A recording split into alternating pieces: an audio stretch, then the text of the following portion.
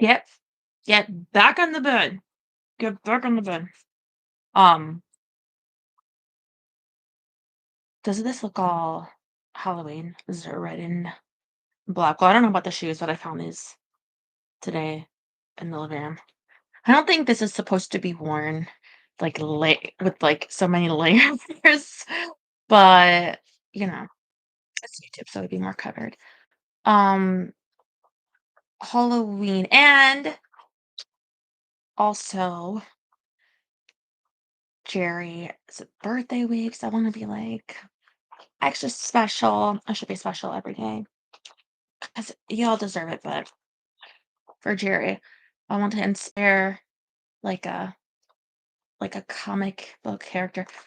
So where we left off yesterday, they someone we don't know who summoned her a demon like gigolo.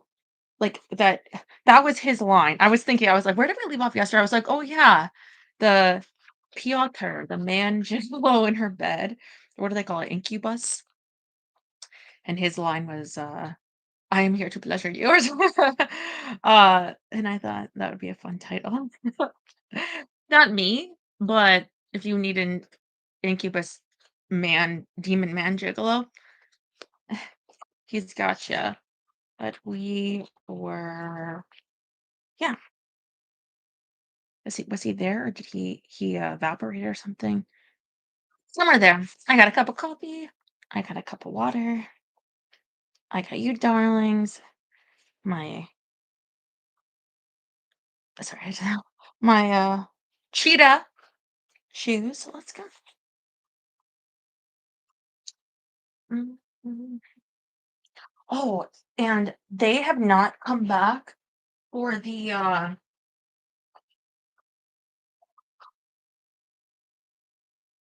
branches. I was gonna call them twigs. They're a little bigger. Um, they were supposed to come today, but maybe they'll come tomorrow because the pool's supposed to be clean tomorrow anyway. So I don't want to freak out yet, you know.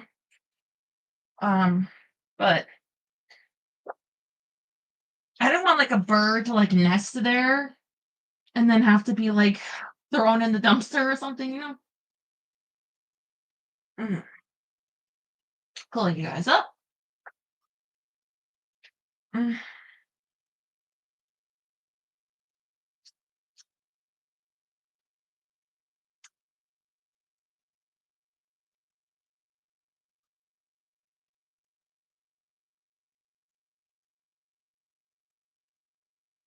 The nudie boy toy spirits who come to women in the night and want to jump their bones. Yes, that sort of incubus. The places you've been and where you want. But they aren't real, I sputtered, finally able to articulate again. They're just a myth, aren't they? Jim shot me a knowing look. Kind of like dragons and ghosts? I slumped against the headboard. Good point. Incubus. I've never seen one before. It wasn't quite what I expected. He looked perfectly normal, and he certainly felt real. He was real, at least in that form he was. Incubi are dream lovers. They can turn to smoke, entering a room through the tiniest crack, then take a more substantial form. I've heard that some of them, the really old ones, can carry their mortal lovers away with them. A couple hundred years ago in the north of Italy, there was a rumor going around that women were being spirited off on clouds of dense smoke, never to be seen again. Well, if you ever don't see me again, contact the authorities and tell them I've potentially been, what did they take, spirited away by an incubi? It's an unfortunate way to go. Good Lord. What on earth did this one want with me? Jim snickered. Get your mind into the gutter. I know what he wanted. He almost put my eye out with those manly bits. I mean, why me? I've never had an incubus visit me before. Do they hang around hotels and stuff? Not that I know of. Huh. I mused on the question of why a spirit bent on engaging in sexual relations would pay me a visit. toyed with the idea that I was suddenly irresistible to men, but sadly discounted that theory. No one but the male wyverns seemed to find me anything but barely interesting. And that was because I evidently had some sort of genetic wyvern mate marker that made me look like hot stuff to them. Some of them, mostly just Drake, although Gabriel seemed to like me. Despite the jet lag, it took me an hour to fall asleep again, even with the bedside lamp on to keep the monsters away. To my surprise, Drake didn't visit me in my dreams, as I had half hoped, half feared he would. But I did have one of the most erotic dreams of my life. It started with my dream version of Drake licking my ankles, slowly working his way up my legs to my thighs. Just as he gently parted my legs, I woke up to find it wasn't a dream after all. Gawk, I squealed. The sight of a man's blonde head lounging around my crotch area more than enough to leave me momentarily without the power of coherent speech. What? Get off! I am Gregory. I will bring you. I brought both knees up and kicked the man as hard as I could in his noogies. He grunted and rolled off the side of the bed, clutching his privates. I jumped to my feet right there on the bed and screamed at Jim. In the bed spring, squeaking as I did a little dance of fury. Incubus, incubus, incubus, Jim, I command you to wake up. Who can sleep with all that yelling and squeaking going on? It's an incubus, Ashley, not a mouse. It's not going to crawl up your leg. That's what you think. Kill it, or disperse it, or whatever you did to make the other one go away. Jim sighed and shambled over to where the incubus was. Another one? They need some kind of pest control. What would you call it? Yeah.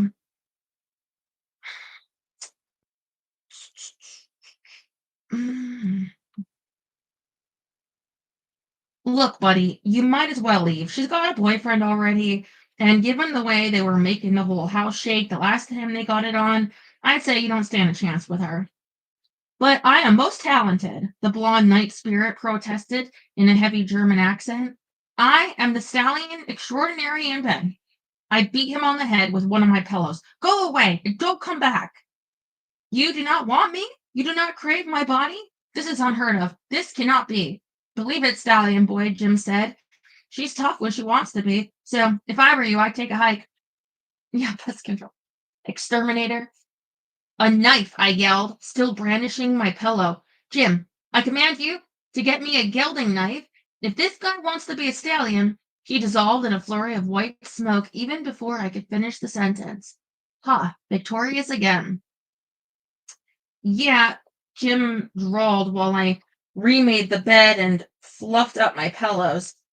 Ashling, two sexy naked men who just want to give her the pleasure of a lifetime with no commitment. Zero. Yeah, but Jim cocked an eyebrow. I gave up and plopped down on the bed. You're right, I'm crazy. I woke up 2 hours later to find a third incubus sucking on my earlobe. Hello, he said in a roguish grin. I am Theodore, and I'm here.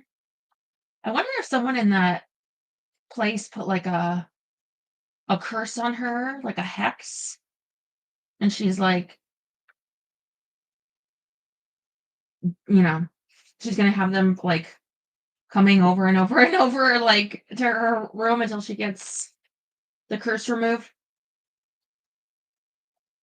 Right, that's it, I snarled, shoving him aside as I grabbed my silk bathrobe, pulling it on and tying the belt so tightly it almost cut off circulation to my lower half. Come on, Jim. Come on. Come on, where? Jim sat up, shaking itself as it blinked at the incubus, who now rolled around, striking seductive poses on my bed. Another one? Geez, girl, what perfume are you using? I snatched up my purse, throwing up the door. We're going someplace where I can get some sleep without being molested. Demon, follow me. Jim trailed me as I marched to the elevator, out to the thankfully empty lobby. across to the night clerk, waited while I asked my question, and paid a large bribe to get an employee to break the hotel's rule regarding guest information, patted me as I went back to the elevator, all without saying a word. I rapped hard on the door to the suite on the fifth floor. A tousle headed pal opened it up, blinking sleepily at me.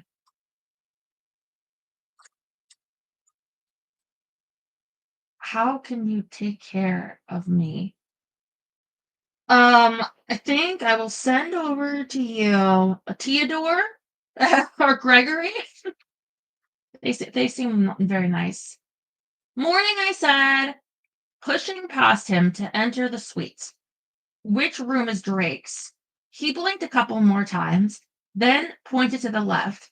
Thanks, Jim. Can you sleep out here on the couch? Don't pee on anything. Don't eat anything that isn't offered to you first. Don't hump Esteban's leg. Good night. I marched over to Drake's bedroom, pausing to look back at Pal, who still stood by the open door. He is alone, isn't he? Pal nodded. Good. Head high.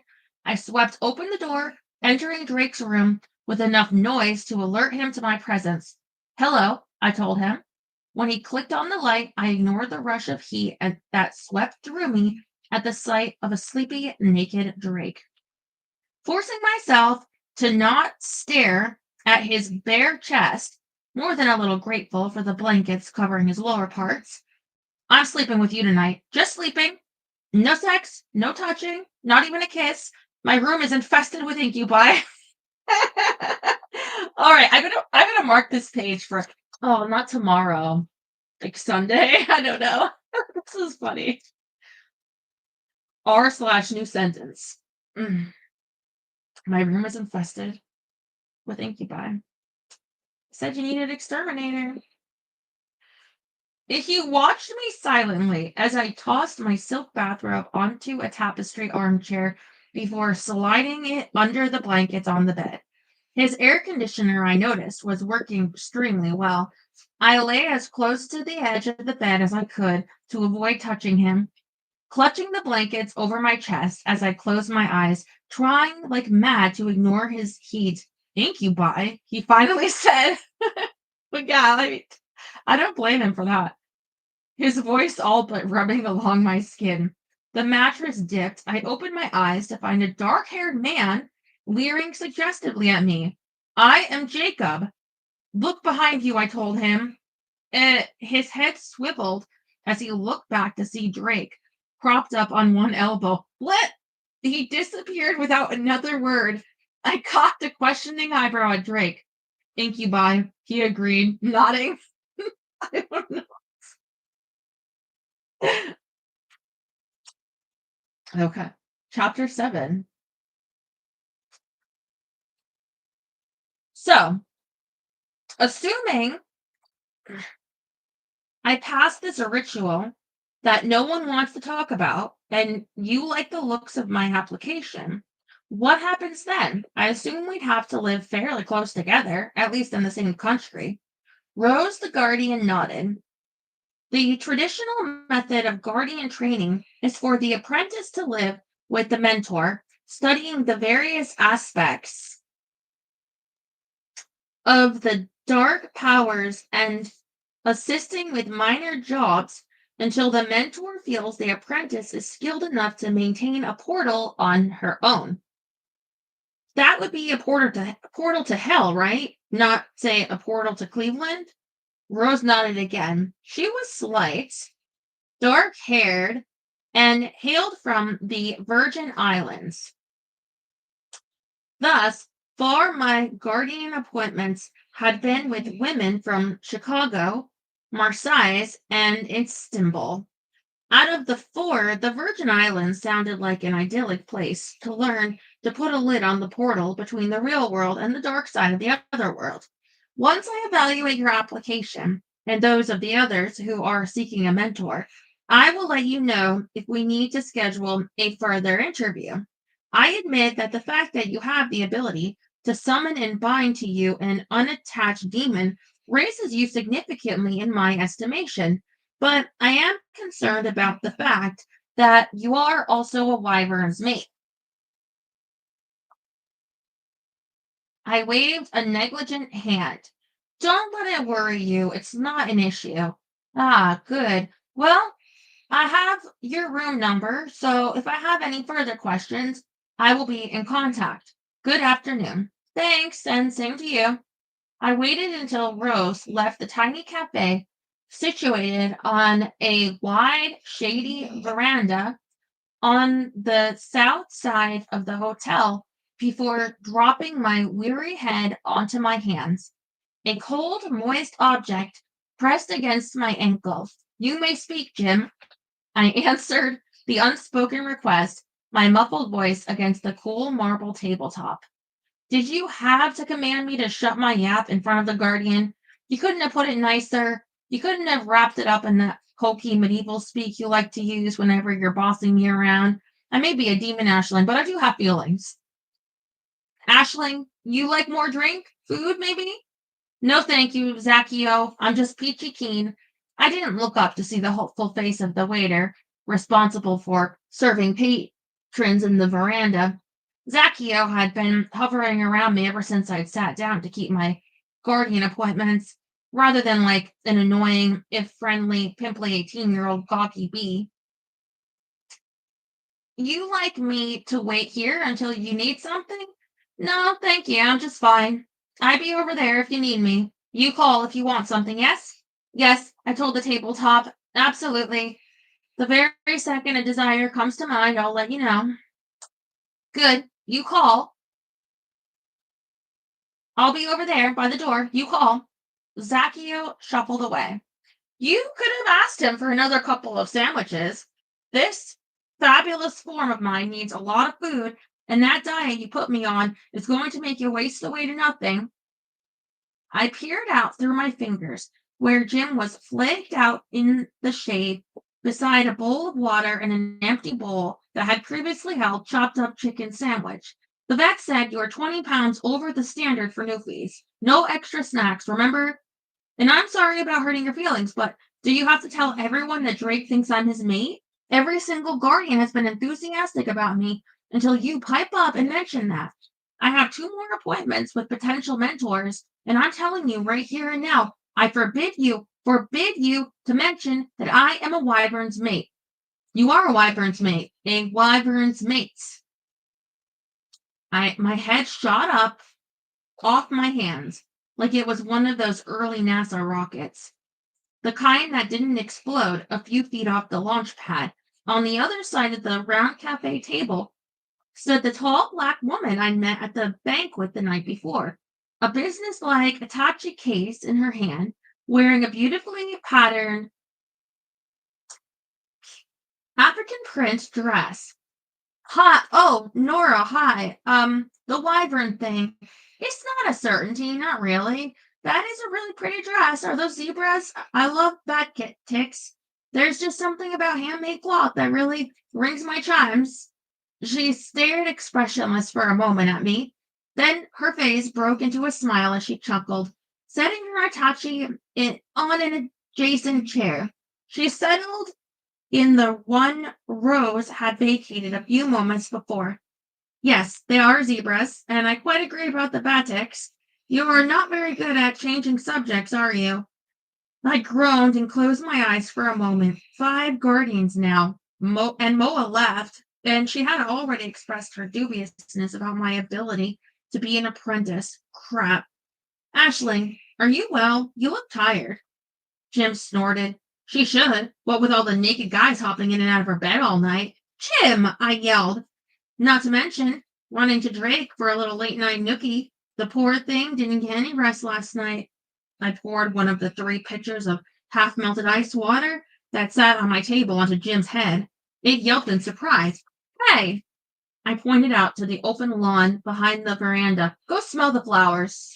Jim got to its feet quickly, water running off its dense black coat. You're not supposed to leave me unattended.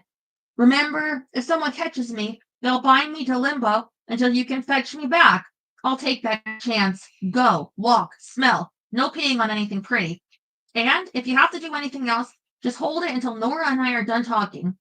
Jim's furry face was sullen. Is that? Yes, it's an order. I waited until the demon was gone to turn back to Nora. She was making notes on a little pad with a ballpoint that had teeth marks on the non writing end. I smiled at that. I had a tendency to absent-mindedly chew on pens myself when I was trying to write something. I'm sorry about that. Jim is a little irreverent, but underneath, it's really a good demon. Her eyebrows raised high above the red frames of her glasses, the lenses of which had reacted to the bright sunlight and turned dark. It is a good demon? Yeah, I know, it's kind of an oxymoron, but the truth is, Jim was cast out of its demon lord's legions. I don't know all the circumstances, but I think it was because Jim's heart wasn't as dark as those of the other demons. Demons do not have hearts, she pointed out. You want more water, Ashley? You need more water? Yes? I saw you use the water I bring you earlier. It is good. Here is more water. I bring it just for you. Zaccheo materialized at my elbow with a tray full of pitchers of ice water. He set them on the table, his eyes, which I can only describe as moony, watching me besottedly the entire time. Thanks, Akio. I think 5 pitchers is my limit. Water is good, very good for the women's. My mother, she tells me this. Very good for their peepees, yes. Okay. Makes no trouble there. I go now. You talk, you drink water.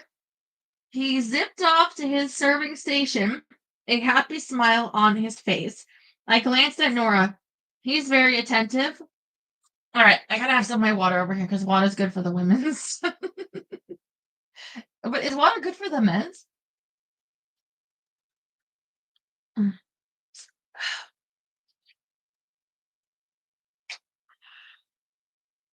Women never drink water. It's so no, you know what they do? They walk around with a dirty, disgusting water bottle with this. There's probably so much toxic mold in the it's not a straw. That's the thing. Straws you could like replace. It's like a solid, reusable, supposedly pipe. And all I'm saying is it's giving them toxic mold to the brain and making them even more crazy. And I can say that as a crazy person myself, and I don't even drink like that, you know? I just drink water bottle, trash. But I'm saying, if a woman is talking strange and then you notice them sucking out of those water bottles, it all starts to make sense. Like,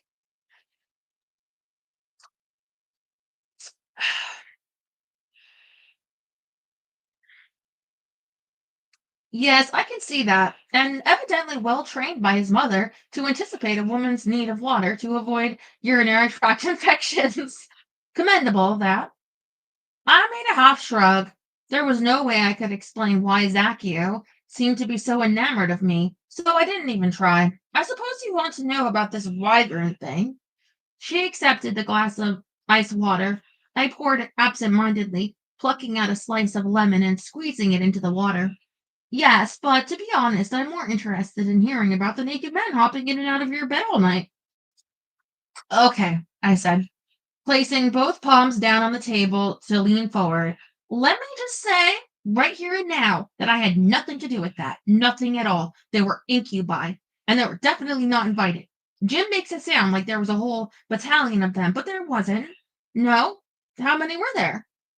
Even through the darkened lenses of her glasses, I could see the amusement in her eyes. 6. No, 7. But the last one got a little confused and he ended up making a play for Drake. Ah, Drake. That would be Drake Virio, the green wyvern, the dragon whose mate you say you are not. Yes, that's him. Her lips pursed a little as she made another note on her notepad. I resisted the urge to crane my neck to see what it is she was writing.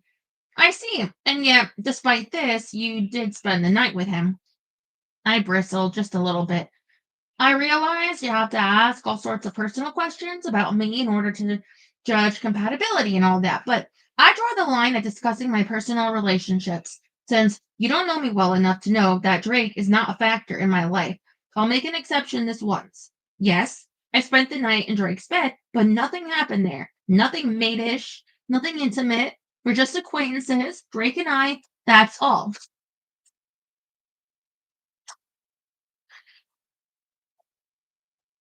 I wouldn't say that. A smooth, silky voice from behind me, mere nanoseconds before warm fingers caressed the back of my bare neck.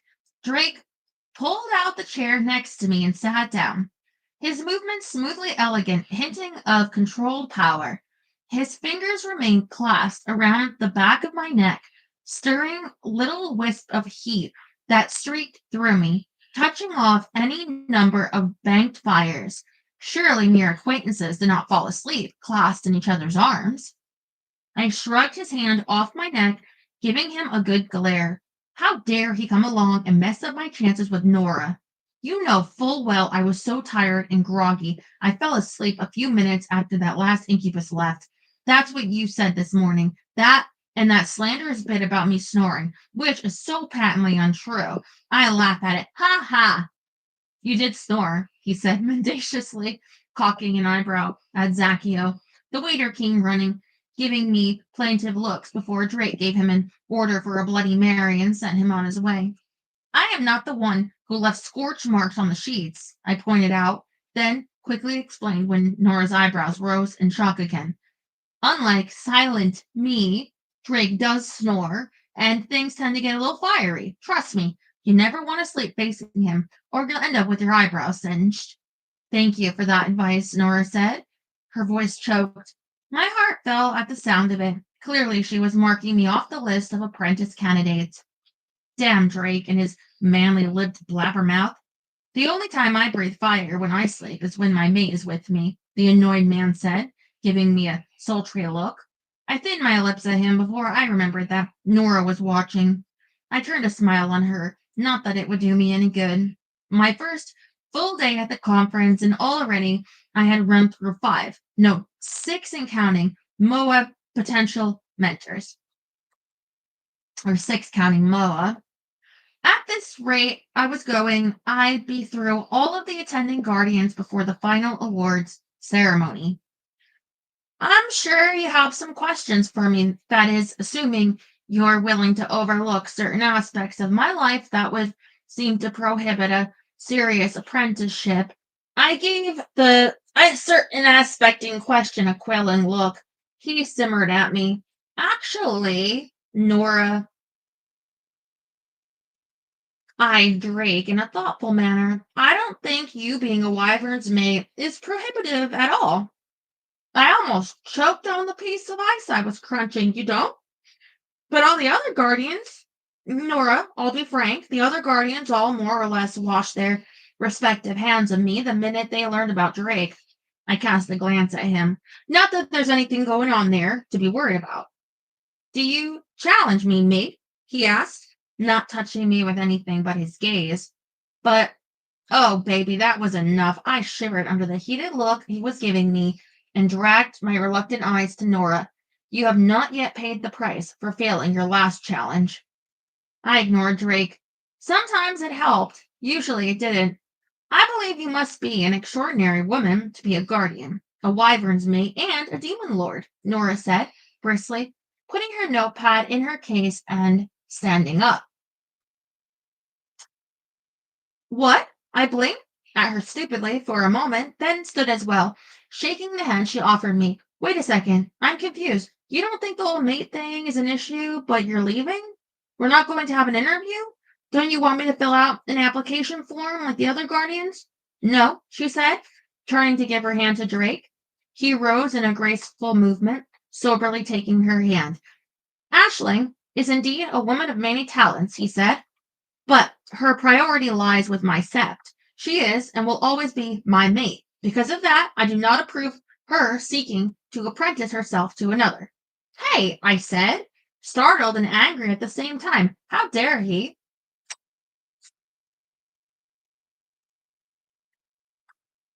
I understand, Nora said. That's all. She just said she understood and she walked away.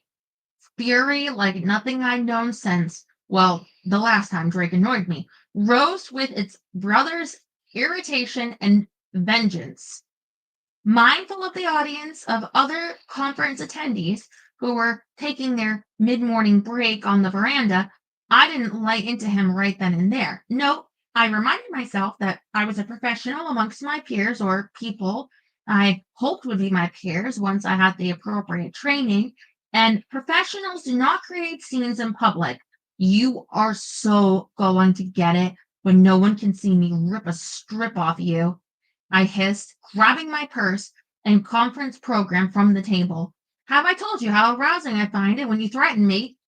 I kept my voice low, as mean as I could make it. Then you're going to love the descriptions of how I'm going to decapitate you if you ever again embarrass me that way. You do not approve me seeking a mentor, Drake?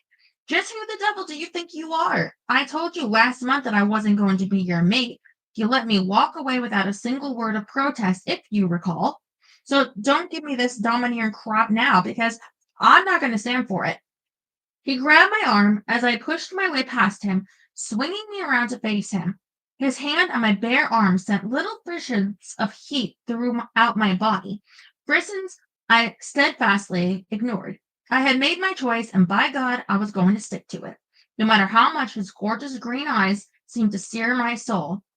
I did not explain the situation to you last night because you were exhausted and needed sleep, and you slipped away this morning before I could inform you of your duties. But if you insist on having this discussion in public, I will oblige you.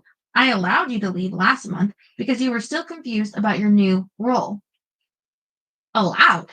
I gasped, struggling to keep my voice low. A few people sitting nearby glanced over at us, but no one else seemed to notice. My throat ached with the need to yell at Drake, while my body warred with my mind over whether or not it would be a good idea to throw myself in his arms and kiss the fire right out of him. My mind won the battle, but my body had its revenge, unable to resist the temptation. I pushed back an errant lock of his hair from where it had fallen over his brow. You did not allow me to do anything, you scaly skinned lizard. We had a little fling. It didn't work out. I left. End of story. There was no allowing going on anywhere. You were my mate. So you say. A tiny little wisp of smoke curled out of his nostril, always a sign I was pushing his notoriously short temper. You came to me of your own accord last night, only because I was being plagued by naked men, and you're big enough and bad enough to scare them off. You want me. The last was said in a low, sexy growl that set my whole body vibrating. I thought about denying his statement, but I knew if I did, he'd consider it a challenge and feel obligated to prove he could arouse me with just a look. Yeah, I do, but you want me too, so we're even Steven. I need you. My mind ground to a halt at his words. I had a horrible suspicion that my mouth was hung open a little too, but I was too stunned by his admission to worry about that. What? You are my mate and an important member of my sect. I need you. The summit cannot continue without your participation. Me? What on earth do I have to do with anything dragonish?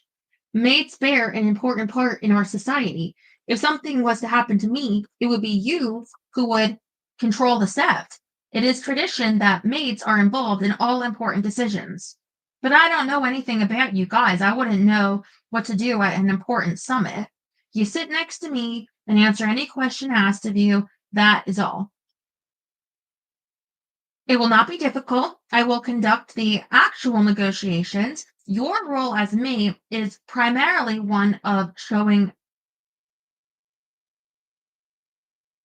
assent and support for my proposals. I shook my head more to clear it than to negate what he was saying. Drake, I appreciate the fact that you think I have a role to play with your clan, but we've talked about this. It's not going to happen.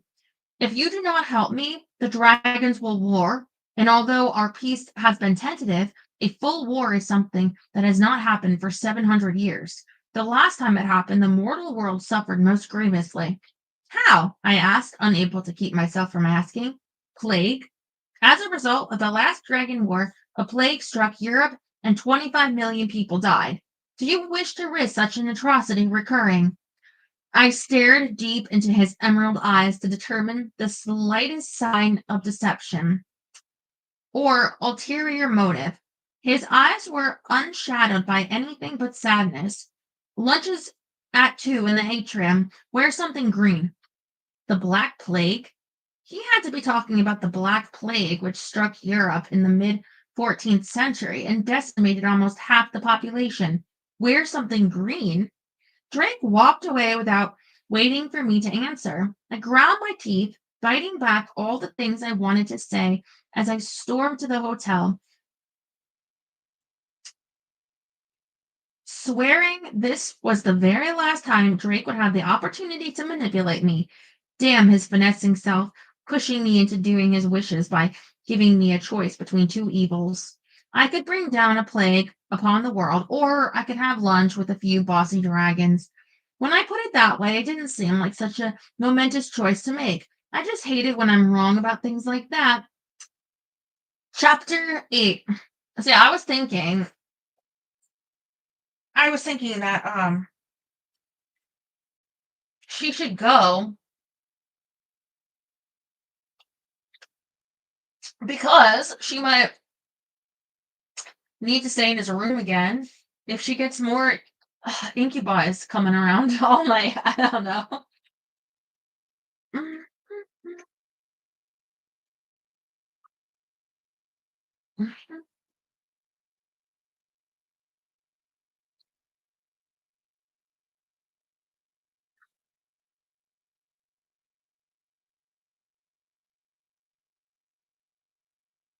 Oh, thank you, Rob. Cactus. Yes, it is the desert. I thought at first that was corn. But Hmm.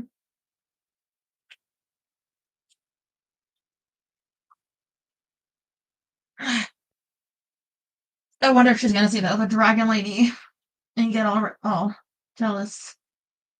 The red dragon.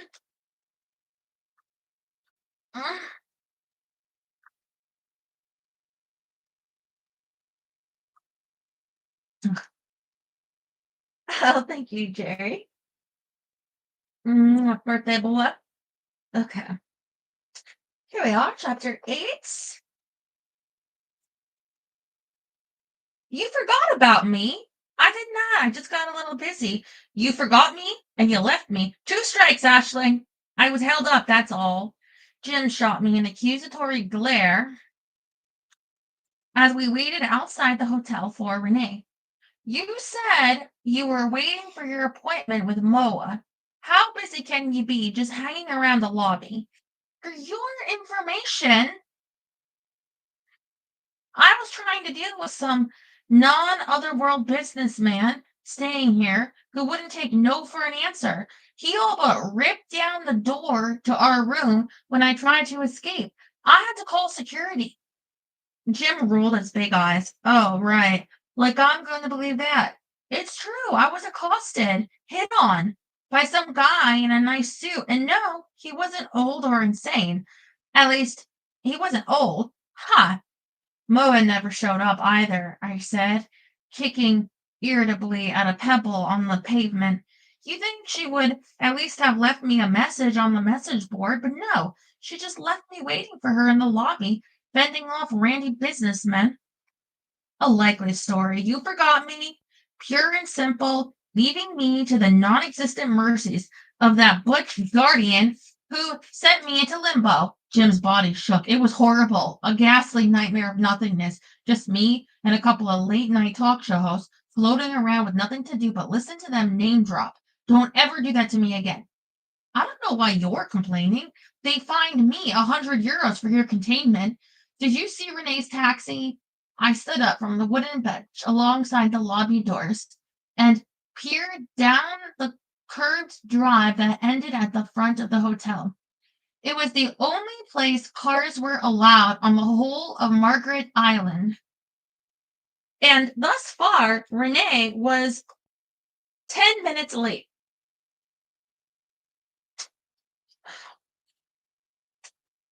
I think it was Carrie that said last night that Renee is in the is a wyvern of the gay dragon, the rainbow dragons. Did you not say that? So maybe he's doing gay dragon things.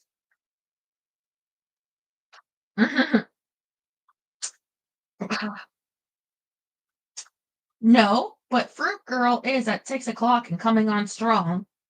I turned to smile at Tiffany as she greeted us. Hello, Ashling and Jim. That is a very pretty dress, Ashling. I had one just like it when I was going through my Romani stage, although I quickly outgrew it when I realized that all those ruffles and flounces made my hips look positively huge. Why is Jim wearing a towel around his neck? Our hips look huge. I was listening to that song today. Shakira, Hips Don't Lie. I could dance just like her. Do you want to see it on Saturday?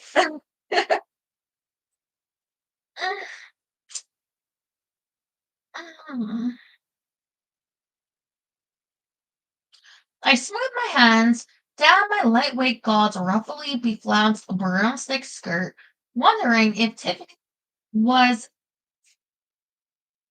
being catty or if my hips did in fact look so massive she had to give me a gentle pointer. One glance at her white denim miniskirt and matching halter top left me believing the latter. She didn't look catty. She looked fashionable. Jim managed to leave the last of its drool cloths in limbo, so now it has to wear a towel. Do you think if I belted this blouse instead of tucking it into the skirt, it would be more flattering in the hip region? Warning, warning, do not mention her butt. Whatever you do not mention her butt. Both Tiffany and I ignored Jim. Her head tipped to the side, her long blonde ponytail swinging gently behind her. It might help a little bit. What are you doing here? I yanked the sleeveless gauze blouse out of my skirt and used the silk scarf that I'd been wearing to confine my hair as a belt instead. We're waiting on a friend who drives a taxi. We're going into the city because I have to deliver something to someone. Ooh, a drive. I love to go for drives. I love to see people and share smiles and feel the warm, glowing goodness that always follows me. What? She waited, expectant, my lips curved into a bit of a forced smile. I didn't want to be downright rude to Tiffany, but I really didn't relish the thought of being confined with her chirpy brand of self-centered altruism either. We'd love to have you come with us, Tiffany, but the truth is, I don't know where to find the person I'm looking for, so the trip is bound to take at least a few hours. I'm sure you'd be bored, not to mention you'd miss the lunch banquet and some of the afternoon's workshops. She clapped her hands together happily. A long ride? That is even better, because then there are so many more people to see and share smiles and happiness with. We will be like butterflies, flitting from person to person, bringing joy wherever we go. I feel like slapping her. Thank you for the kind invitation to join you, Ashling. I do not mind in the least missing either lunch or a few workshops, and I do not have any appointments until the moon comes up later tonight. Uh, a car had pulled up while we were speaking, disgorging a couple of occupants, the driver coming around to pull luggage from the rear of the car, while the man and woman went into the hotel. The driver, a handsome man with a brown goatee, turned to walk past us. Instead, the bags fell from his hands as he flung himself at me, wrapping his arms around my legs and saying something in fervent Hungarian into my pelvis. What the?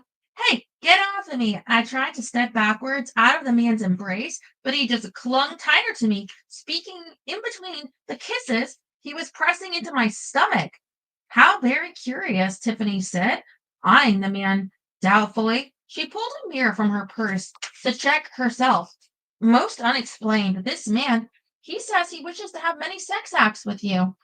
I grabbed the man's ears and tried to push him off me. He just made kissy lips at me, his arms locked around the back of my legs. Well, he's not getting any. You go away. No sex. Bad man. Leave me alone or I'll deck you. Crap, he doesn't seem to understand. Tiffany, you must speak Hungarian if you understand what he said.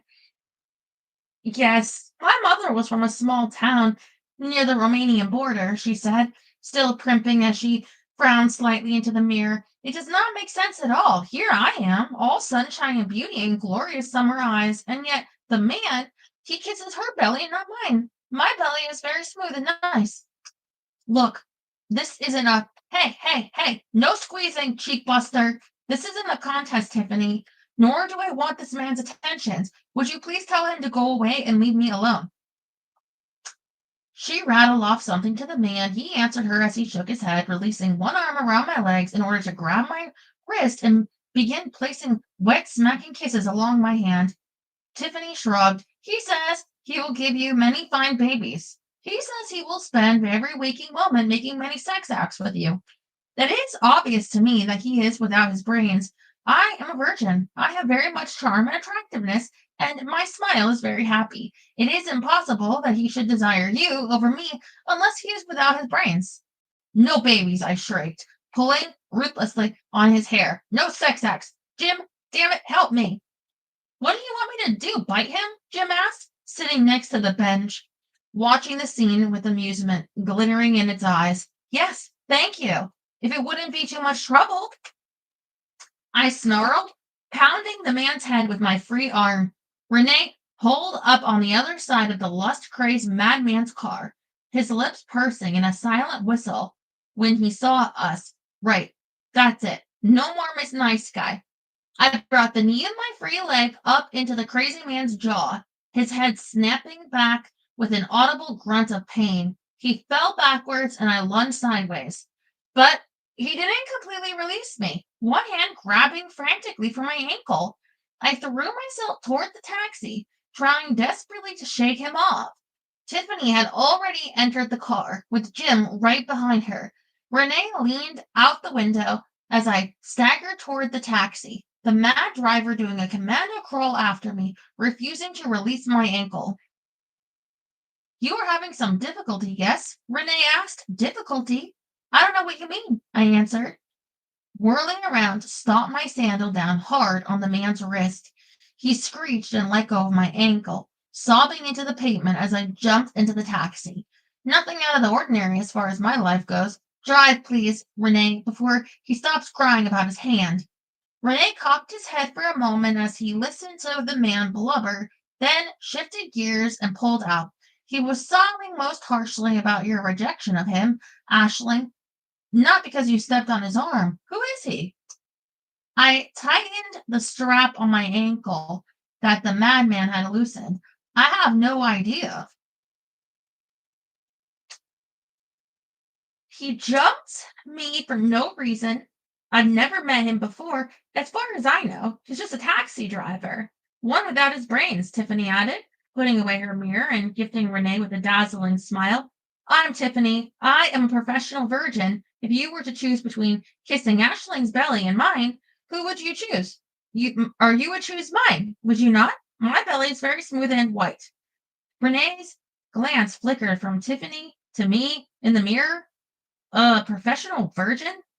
Her smile brightened until it almost blinded me. Yes, I am very happy to meet you and bring you the joy of my beauty. You are friend to Ashling and Jim the demon.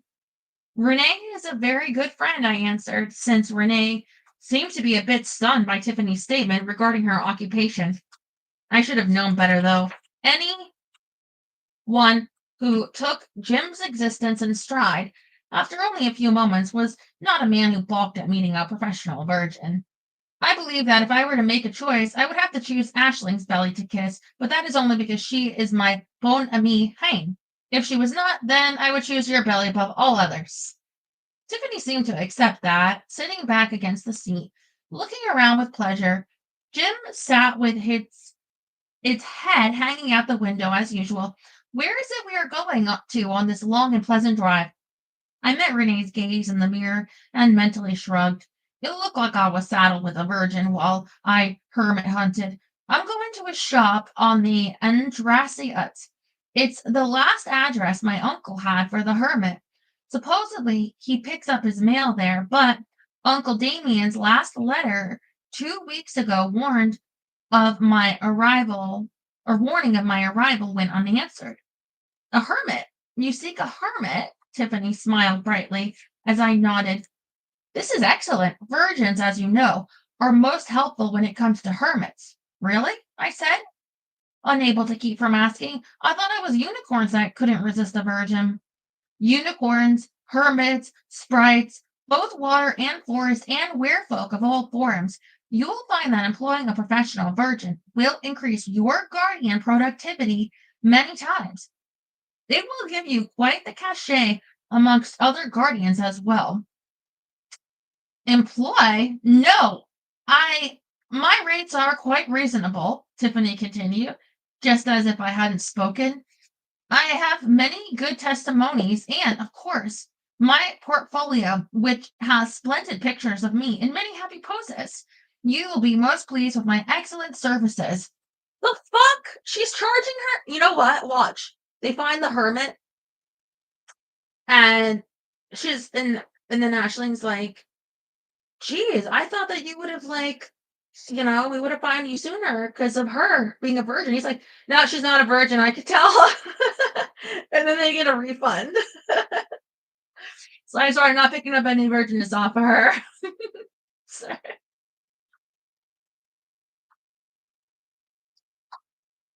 The guy is like Borat. Very nice. Very nice. Yeah, I'm thinking curse. Mm, mm.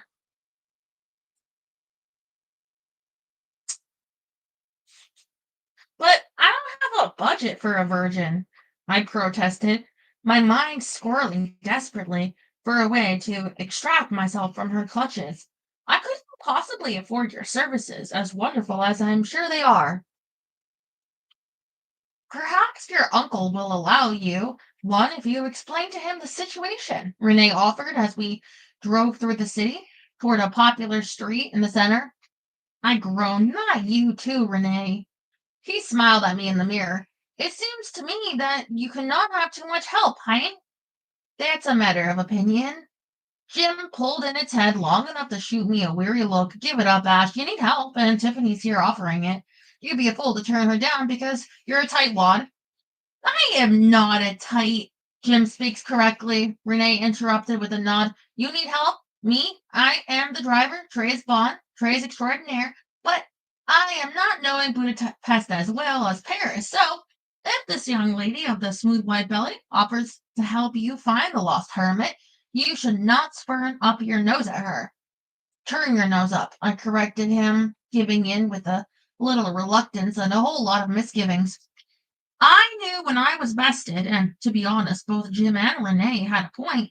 I didn't know the city at all, and if Tiffany really did have some sort of hermit attracting powers, she would come in handy. All right, you can help, but I can't pay you more than 150 bucks. That was supposed to be my mad money, but I guess nothing defines mad quite so much as buying professional virgin.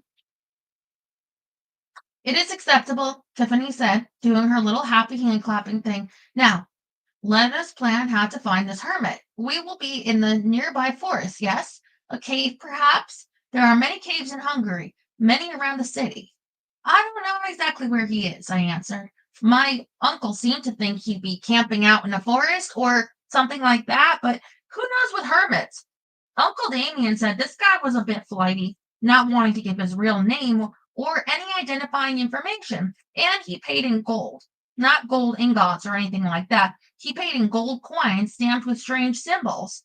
I didn't have time to look them up, but they seemed very strange.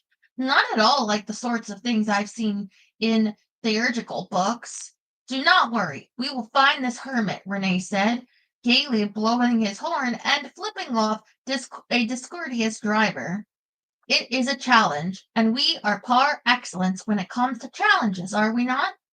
I thought of the last challenge I'd issued to Drake of all people, and its subsequent outcome. Although I hadn't intended for him to beat me, I had hoped that he'd recognize my generous act in saving face for him and eliminate the punishment I was due by his theft. But he hadn't. Back home in Oregon, the fact that his entire clan had a say in how I was To be punished for failing the challenge hadn't worried me, but it was another matter now that I was here, but about to be mixed up in dragon politics. As much as my frugal nature resented being put in a position where I had to hire Tiffany, I admitted 2 hours later that she had been a very useful translator. I had planned on pressing Renee into that position since my skills with the language were obviously faulty. But it turned out that he was needed to keep Jim in line while Tiffany and I went on a wild goose chase that led us from the pest side, west of the Danube, to the Buddha side of the city, finally ending in a tiny, dusty antique shop. Well, that was another waste of 2 hours, I said as we emerged from the dark shop. I wiped a few cobwebs off my arm where it had brushed against a faded, battered trunk. We are no better off than when we started. That is not true. We have spread much joy. I have smiled at 17 people, and you know that the hermit is definitely in a park outside the limits of the city. A fact that would be more helpful gazillions of parks, if there weren't gazillion parks around Budapest, I groused, then immediately felt bad.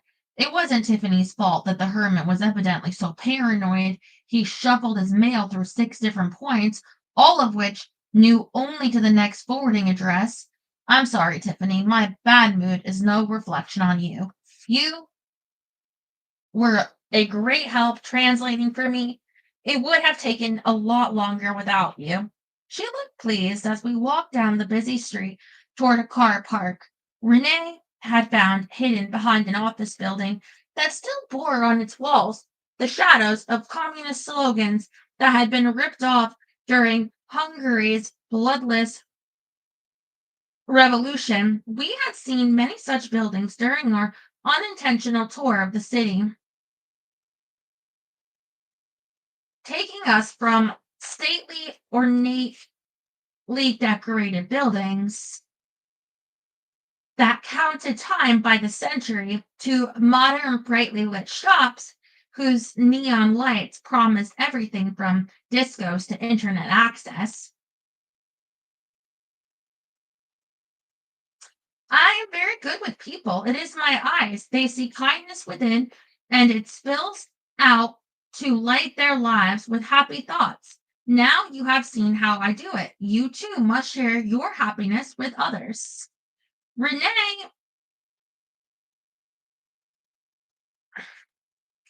was a block away.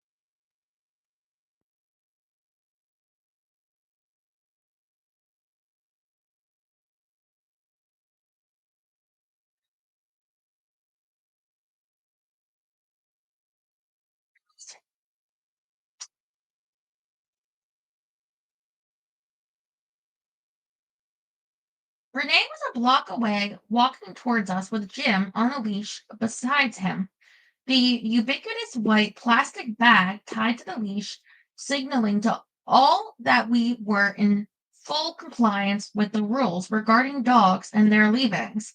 Evidently, Jim had finally convinced Renee to take it for a quick walkie. Tiffany and I stopped next to Renee's car. Tiffany, careful to avoid touching the hot metal of the vehicle. I leaned against it, my arms crossed, as I thought about my options. Fiat's offer notwithstanding, assuming I had the money, which I don't, I could hire one of his men to do a little hermit tracking for me, but I'm fairly certain they need a scent or something to follow. That's out. Tiffany murmured something noncommittal. I chewed on my lower lip as the heat of the car swirled up and around me. bathing me in a pleasant sensation of farm comfort. I don't know anything about the red dragons other than that they clearly are clothes horses. But Gabriel, he might help me find the hermit if I asked him. You would ask another for assistance when you have me? Tiffany stopped buffing a fingernail to give me an outraged look. You said your skills would be in drawing the hermit out from where he was hiding. Once we found the general location, I pointed out, unless you want to walk every square inch of the park outside the city, I'm going to need more help. And if there's one thing I've learned from my time with Drake, is that dragons can be very resourceful when they want to be. She sniffed and looked away. Why do you not ask this Drake person to help you? Jim says he is a wyvern and you are his mate, which means he must do as you ask. I had a good long mental giggle over the thought of Drake doing as I asked, sobering when I realized that his earlier maneuvering might actually benefit me as much as him. You know, you just might have something there, Tiff. Drake is going to owe me after this lunch. Oh crap, the lunch. What time is it? Is it anywhere near 2? Any? Huh? What on earth was her problem? Tiffany was giving me a thin-lipped look that left her shy, happy eyes expressing a whole lot of pointed discontent. Any? My name is Tiffany. Mama named me for the very elegant shop that sells jewelry in New York, New York. Oh, sorry. She nodded primly and glanced at her wrist. It is 10 minutes after 2 o'clock. Crap, crap, and double crap, Renee. We have to get going now. I had an agitated little dance as Renee and Jim hurried toward us, mentally writing an apology I'd make to Drake when I arrived back at the hotel late, not dressed in green and sweaty from driving all around the city in a non-air conditioned car. Sometimes it seemed like life was really against me. Chapter 9.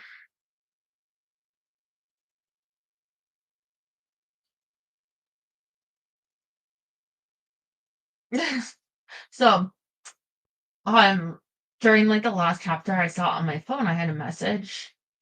It was a message from a seller of something I must have tried to buy, not for very much, something like to wear for you guys, I think, for like 3 weeks ago.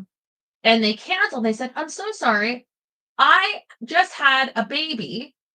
And they said something like, so I couldn't ship this for like a few weeks or from now or something. So so I had to write her, no problem. Congratulations on the baby. I don't even know this person, but I feel like I just have to say congratulations.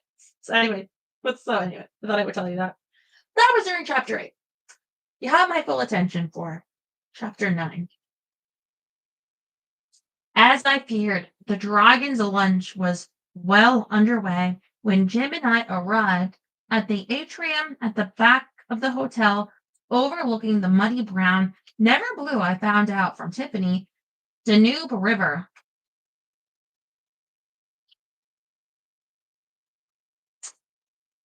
Hi, sorry I'm late, I said breathlessly as I stopped in front of the large round table that dominated the small restaurant.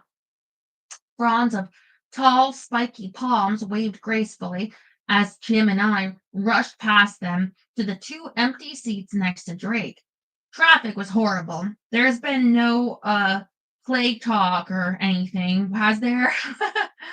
The men at the table rose, leaving the Chinese woman the only one seated. Drake waved an elegant hand at them, saying, You are acquainted with Fiat and his men. I murmured a polite hello, first making sure my mental guards were up to keep Fiat out of my head. The man to the left of Ronaldo is Gabriel Tahau, the wyvern of the Silver Dragons. Accompanying him are Taipen and Mata. I realized as the two Silver Dragon bodyguards bowed that the taller of the two, the one named Mata, was a woman. All three dragons had beautiful coffee-colored skin, short, glossy black hair, and astonishingly bright gray eyes. But hefty as Tapine was, Mata had a glint to her eyes that made me think she was the more dangerous of the two. Nice to meet you. Hi again, Gabriel. Hi again, Drake asked as his jaw tightened. He swung around to pin me back with an emerald eyed glare. You know Gabriel? Ashling and I met last night, Gabriel said, with a slight smile. His eyes, however, danced merrily, which made me think he was enjoying teasing Drake. She was in some difficulty, and I was happy to be of service to her. He sucked her arm, Jim said, climbing onto one of the free chairs. There was tongue everywhere. It was a horrible thing to see. Drake's fire, usually carefully banked, roar to life within him as I shot Jim a fulminating glare before turning back to the irate dragon next to me. It's not like the demon is making it sound. Oh, thank you, Mike.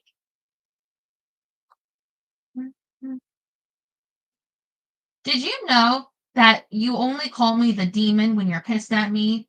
I ignored Jim's attempt to bait me. Drake didn't have a terribly passive temper, and if I wanted to avoid horrible repercussions to the world as I knew it, I'd have to keep him calm so he didn't trigger a modern plague epidemic. Someone stole the amulet I'm supposed to deliver, and my arm got knifed in the process. Gabriel stopped the bleeding, then got my amulet back. That's all there was to it. She was not hurt seriously, Gabriel added. Otherwise, I would, as my duty is, have taken her into protective custody. I almost groaned instead of thinning my lips at Gabriel and sending him a look that demanded he cease and desist. Drake stiffened beside me, his voice as smooth and cold as Italian marble as he said, Ashling is my mate. Do you wish to challenge me for her, Tahau? Silence fell in the atrium, broken only by the faint chirping of birds in a huge aviary that spanned one wall. Evidently, the dragons had reserved the entire restaurant because there were no other patrons, not even a wait person in sight. My breath stopped for a moment while I joined everyone else to watch Gabriel. Then I remembered that I was there under protest and wasn't the wimpy, weak sort of woman who allowed other people to make decisions about her life. If anyone is going to challenge for me, it's going to be me, I said, somewhat irrationally. Now, can we stop this pissing contest and get on with things? There's a poltergeist seminar I'd like to attend in an hour. Drake didn't move as I tried to tug him down into his chair. His eyes remained locked on Gabriel. The latter smiled even brighter as he glanced toward me, making a slight gesture of surrender. Mm. I hope you're taking notes. I mean, if we're ever on a date and a waiter like asks like, "What would you like to drink?" and before I can say water, you get up and say, "Stella is my mate. Do you wish to challenge me for her?" I would not be happy. I would be like, "Excuse me, no one is challenging anyone." Um,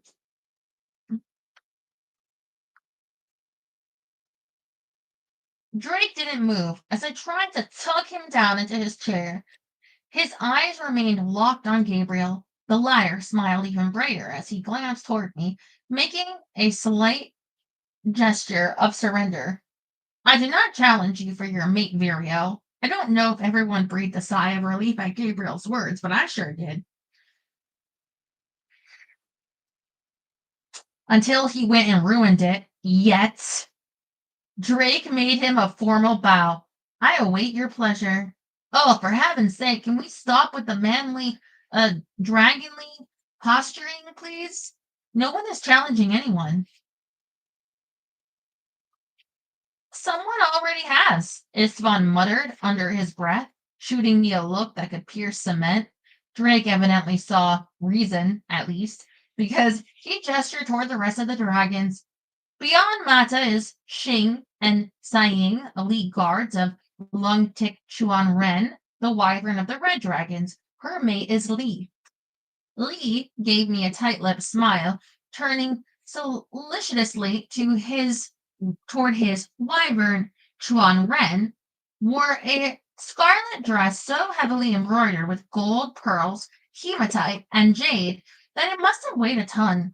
The front laced up to the bottom of her breastbone, leaving most of her chest exposed, her nipples just barely hidden by the wide red ribbon lacing. It was sexy, scandalous, and deliberately worn to be as provocative as possible. And I knew the minute her assessing gaze passed over my rumpled, sweat-stained gauze skirt and blouse that she dismissed me as being not worth her consideration. Your name isn't a man's? She asked in nearly unaccented English. Okay, I think Leaf is a guy, but you're spelling it right. I don't know. We'll see. Does it say? I think they said toward his wyvern. No, could I be wrong? Because her mate is Lee. Yeah. I don't know. No, my name it is Irish, but very female. I rustled up a polite smile before sitting in the chair Drake held for me, reminding myself that all I had to do was sit and nod and just make it through the lunch without Fiat throwing a monkey wrench in the peace talks, or the dragon starting a plague on humankind, or Jim embarrassing me any further. Three little things. That's all I had to do. Four if you counted getting Drake aside long enough to warn him that Fiat was up to no good. Drake snapped his fingers, and out of a dense clutch of palms, a waiter in black appeared, hurrying toward me with two plates of salad in his hand. He paused before Jim giving the demon a curious glance, but at a word from Drake, he placed the salad carefully on the table before turning to me. Endive, arugula, and escarole scattered everywhere as the waiter suddenly flung the plate down and threw himself on me. Oh, God, again. His mouth pressed against my neck, his hands caressing me. Not a Drake. Uh, I said.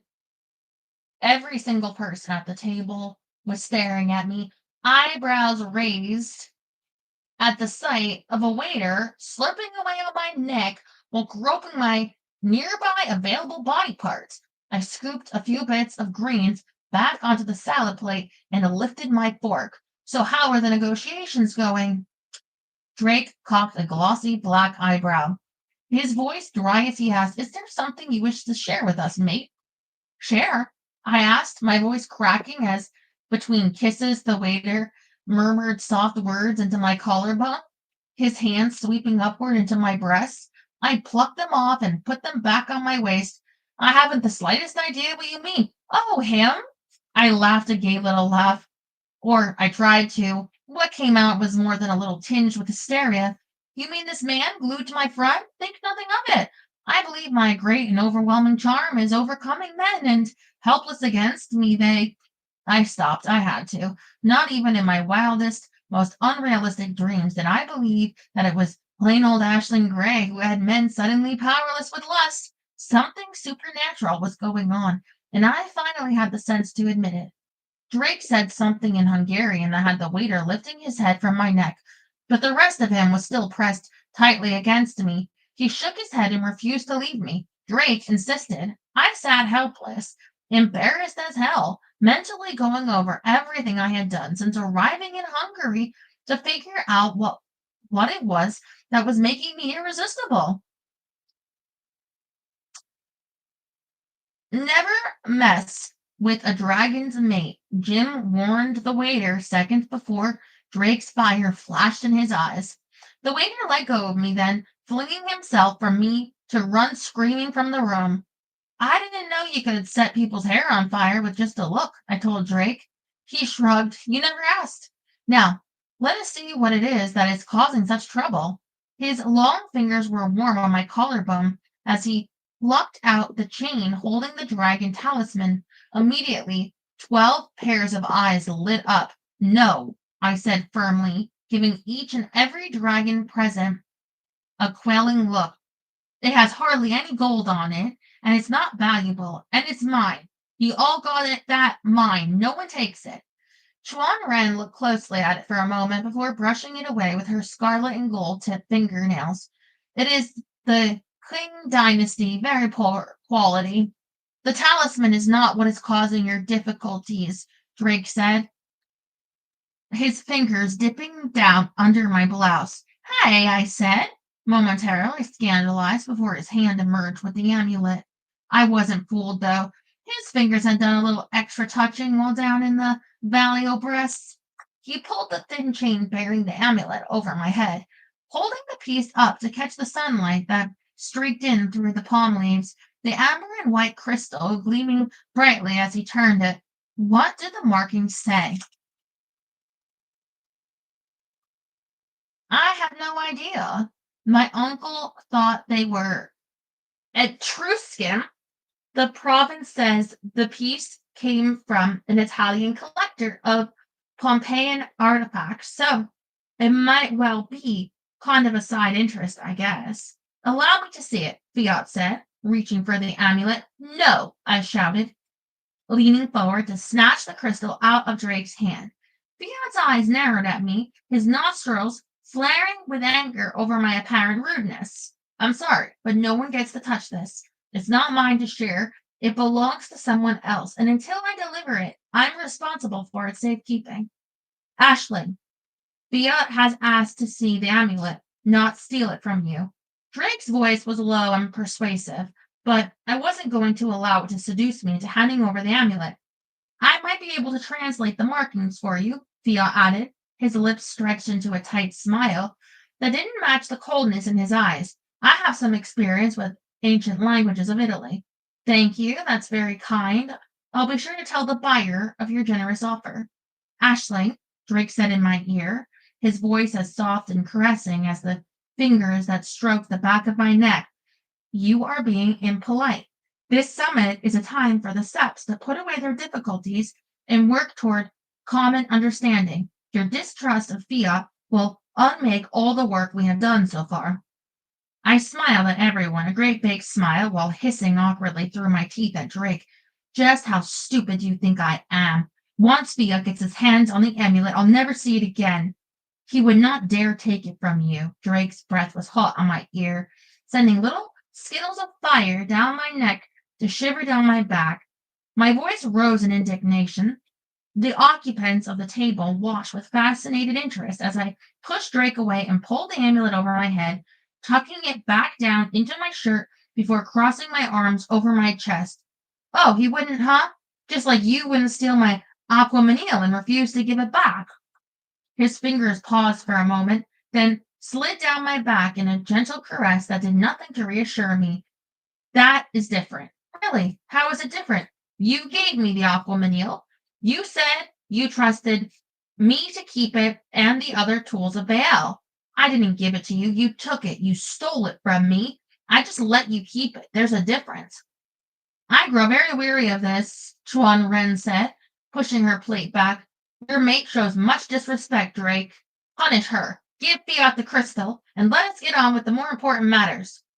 I bristled at her demand. Nah, just wait a second, sister. She rose up out of her chair, her eyes huge with outrage. I am not your sister. Mate, I must insist. You want that salad, Ash? This diet is going to be the death of me. All hell broke loose at that point. Literally. It wasn't just a babble of voices as everyone at the table started talking at once.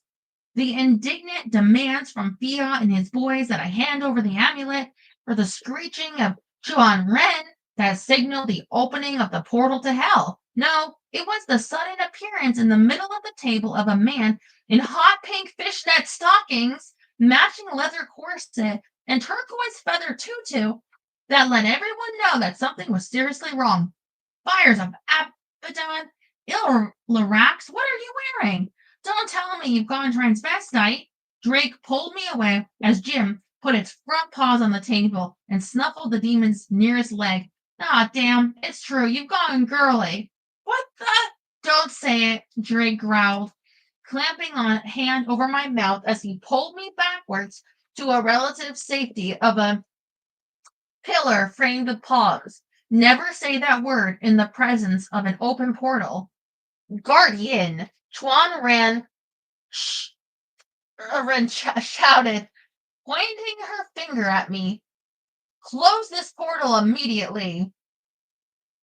The demon in drag walked, its voice shattering the water glasses on the table. From a shimmering area at its feet, dozens of tiny little pink and turquoise creatures burst forth, scampering over the table, leaping onto the chairs and the floor with its tiny little eek eek yips.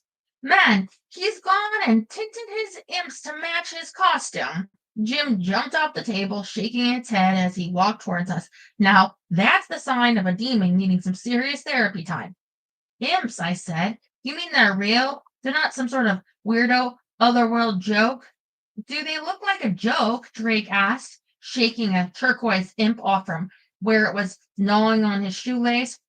When the little creature made it like it was going to return his shoe, Drake narrowed his eyes and allowed a little smoke to trickle out of his nose. The imp squeaked in horror and ran off to join a few of its brethren in an attempt to push a crystal glass off a nearby table. Do you want the honest answer or the thoughtful and erudite one that I, as a future guardian, would give? Jim, what in heaven's name are you doing? Jim's head whipped around to look at me.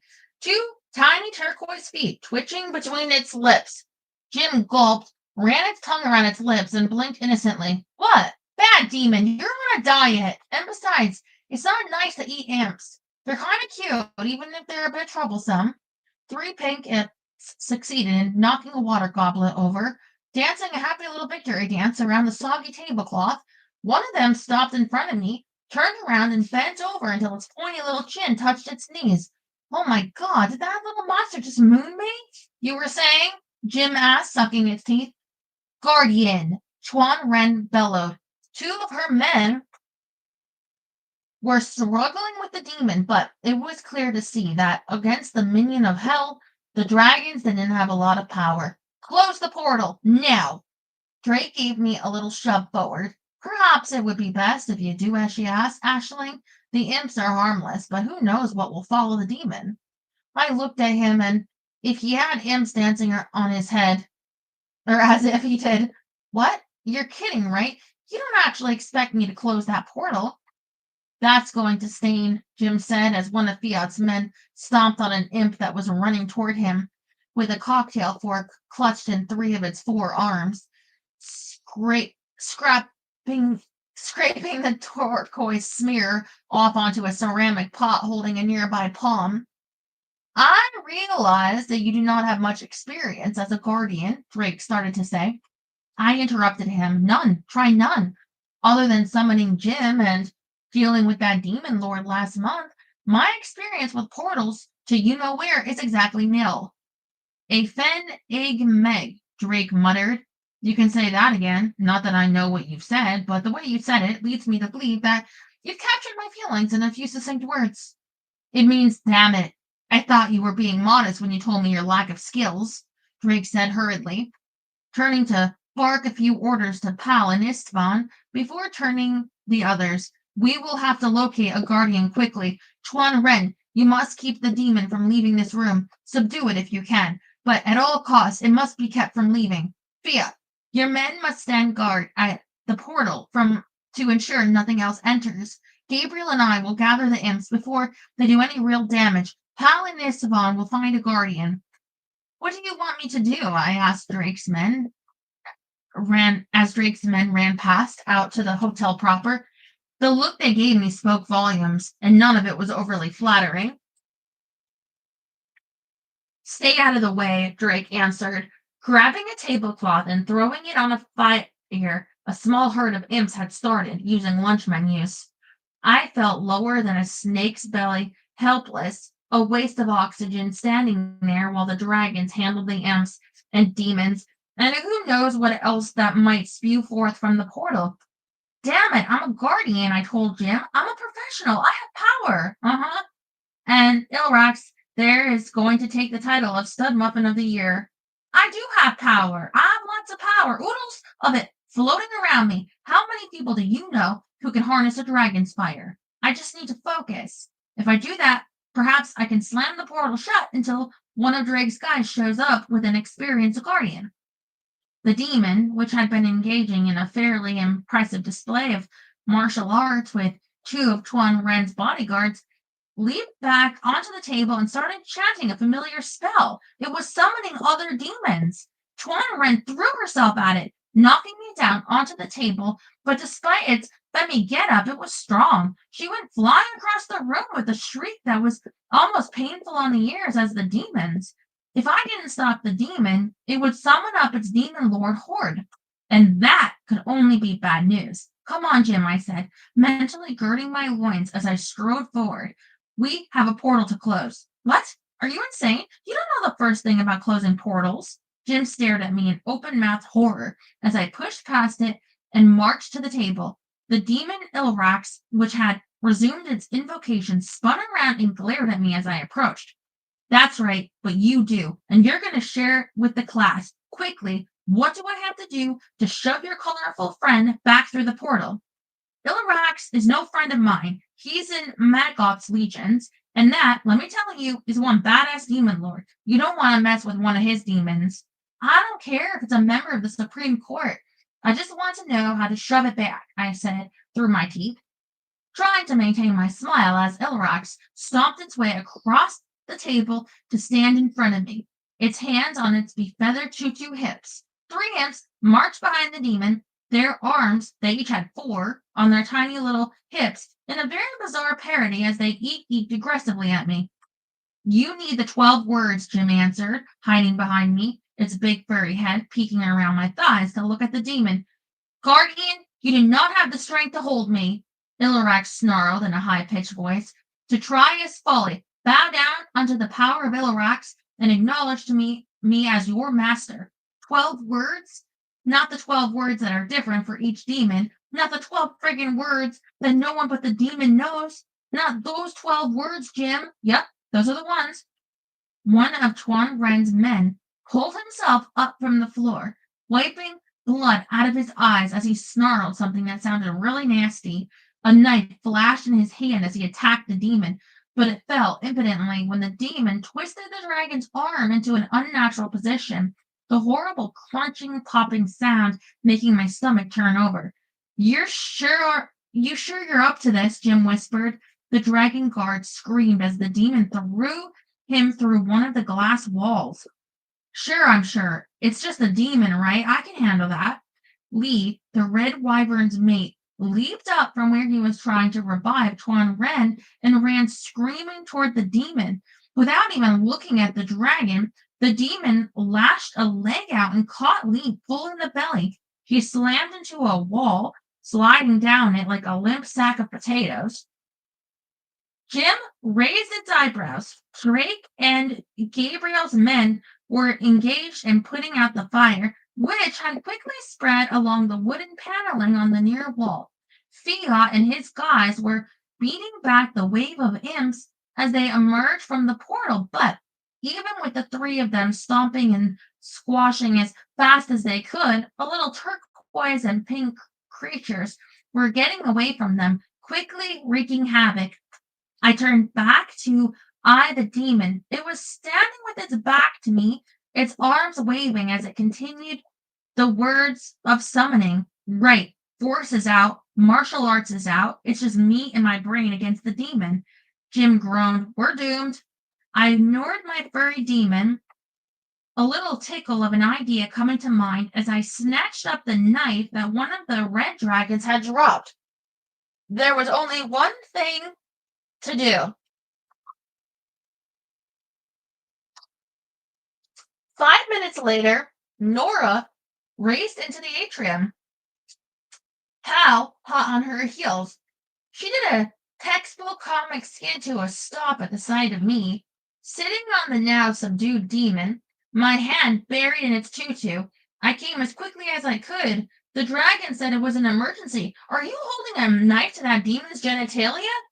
Yup, I answered, pressing the tip of the steak knife into the demon's tender flesh. Its shriek was muffled by Jim lying across its head, but it still had enough power to cause an ice sculpture bearing caviar to crack and fall on the floor in a nasty mess. Around us, order was slowly being returned to the room.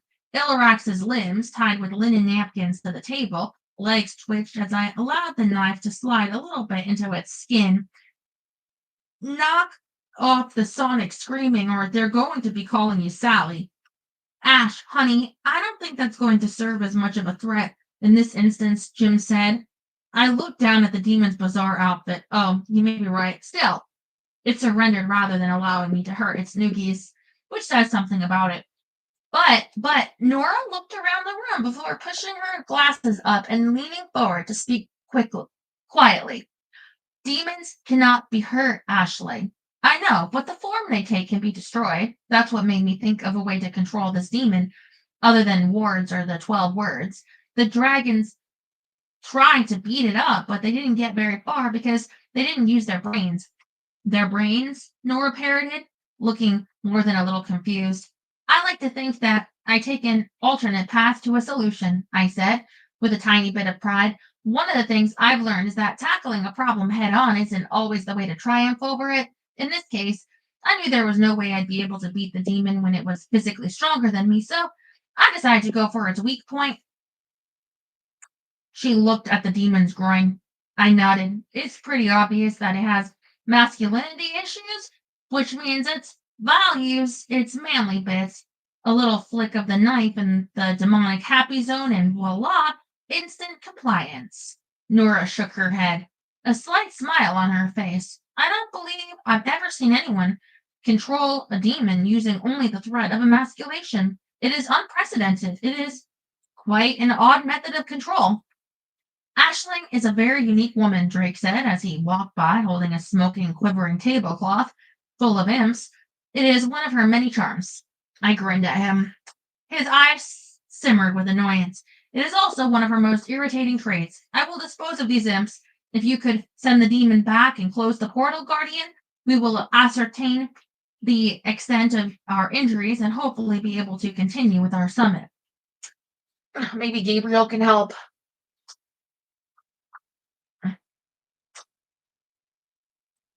Nora looked at me as Drake strode off, followed by Istvan Pyle and two of Piat's men, all of whom also held imp-filled tablecloths. The red dragons had taken the brunt of the damage, but they were all conscious, bloody, and unbowed, receiving medical care from Gabriel and his crew. I am beginning to think that perhaps you are not so much in need of a mentor as you are a scorekeeper, she said cryptically, then set about sending the demon back where it came from and closing the portal. I pondered her words the entire time she was busy, but couldn't come up with any conclusion other than she was obviously thought I was a bad risk apprentice wise. Welcome to the club, an inner voice giggled. All right, that's the end of chapter 9. We'll pick it up on chapter 10 on Sunday.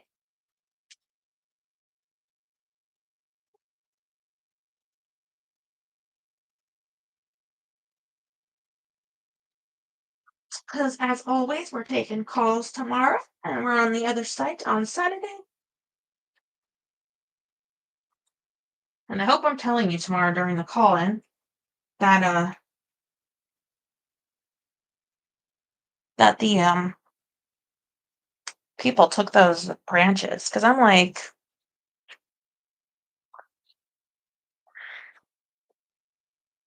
not happy about them all. This is so long. Hi. I feel like we learned a lot tonight that if you ever have like a demon and you don't know they're like the 12 words, you can always threaten their demon balls with the table knife until someone can send them back. They have like a book on hand of the spells or whatever. Oh, this demon. Here are the words. Chanty chanty. No ghost tonight. She never got to the ghost, and although I think she said she was gonna see them, like, Monday or something, so maybe, um, in the next reading, we'll hear more of the nun ghosts. Uh, what else? I talked to my sister only for a little while because then I called her. Uh, I got up late as usual, not as late. She was like, "I just got up," and, like, not when you called, but, like, just before someone called, they were like, "Oh, aren't you coming to the thing?" Like, or she's like, "Yeah, yeah," like, "And what time was that again?" Was to put in candy and bags for kids for this event she's doing for some like, so we just talked for, like, a little while she got ready. She was like, "Okay, I got my Taylor Swift pants on." It has, like, Life of a Showgirl on the side and, like, all the song tracks on the other side, and then, like, a Taylor Swift, like, Miss Americana shirt. She has the father figure hat that said, "I protect the family," like, she has, like, all the Taylor Swift merch. 1999 tour world tour. Anyway, let's talk about tomorrow. It'll be fun. Get some sleep. I love you. Happy birthday again, Jerry.